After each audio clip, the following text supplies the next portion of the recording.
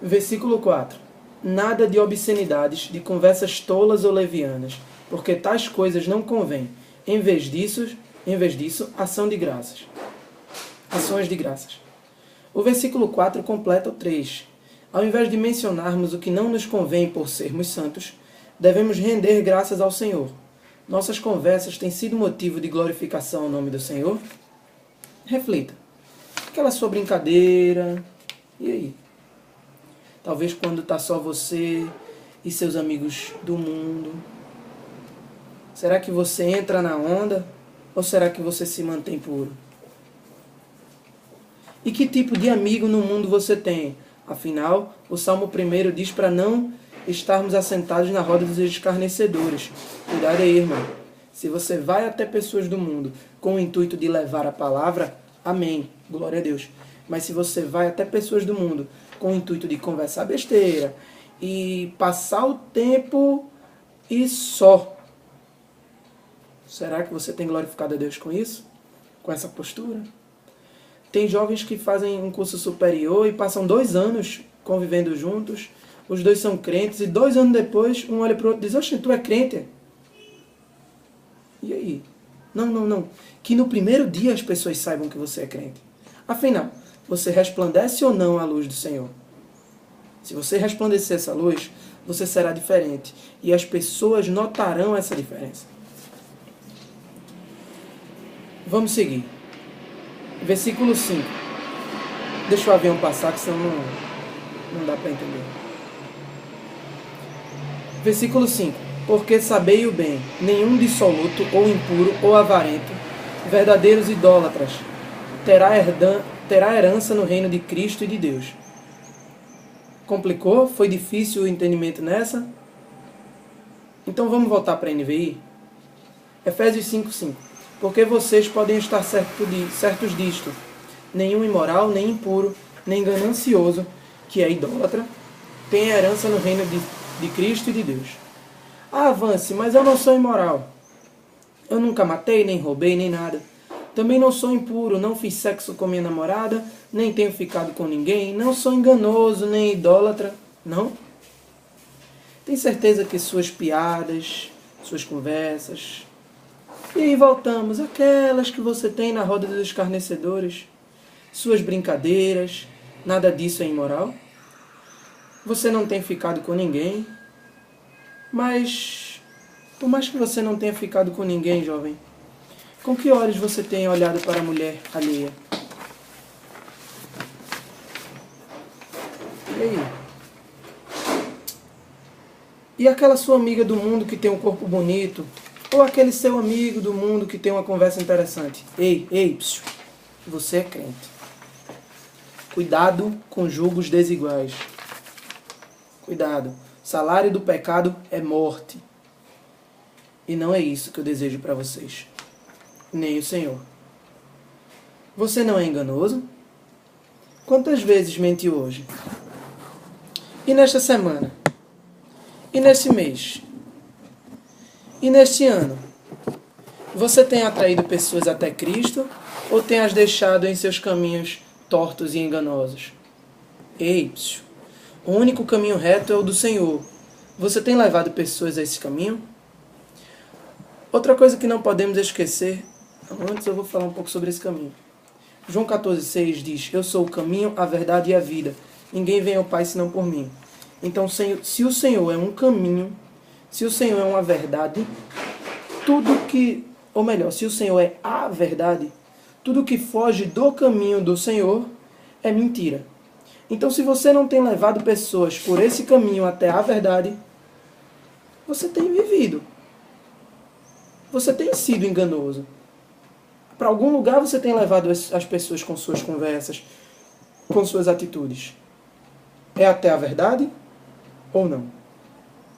Talvez você seja enganoso e não tenha percebido isso até agora.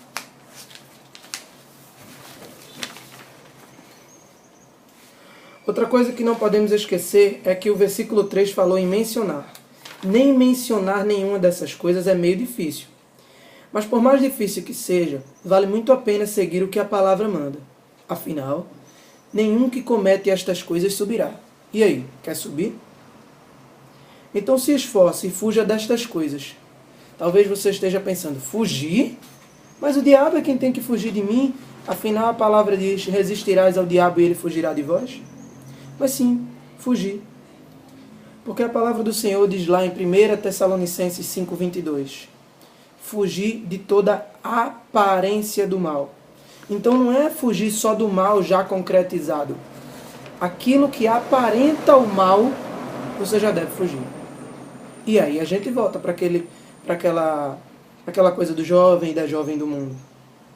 Se você olha com outros olhos para ele e vai se aproximar, isso pode ser aparência de mal. E você pode pecar lá na frente. E depois vai chorar para o Senhor quando a culpa foi sua, que não fugiu da aparência do mal, que não ouviu a voz do Senhor, que fala em 1 Tessalonicenses 5:22. Então, amados, fujam da aparência do mal. O versículo 8 fala em frutos da luz. Abram suas Bíblias em Marcos 11, versículos 12 ao 14 e 19 ao 21.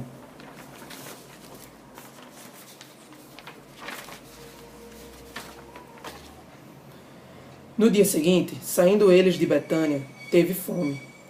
Vendo ao longe uma figueira que tinha folhas, foi ver se, porventura, acharia nela alguma coisa. Aproximando-se dela, não achou senão folhas, porque ainda não era tempo de figos. Disse-lhe, nunca, jamais coma alguém fruto de ti. E seus discípulos ouviram isso. Quando chegava a tarde, saíram da cidade. Ao passarem de manhã, viram que a figueira estava seca até a raiz. Pedro, lembrando-se, disse-lhe, olha, mestre, secou-se a figueira que amaldiçoaste. Uma árvore pode ter frutos ou só folhas. Folhas dão aparência à árvore, mas os frutos é que alimentam. Um louvor bonito é só folha.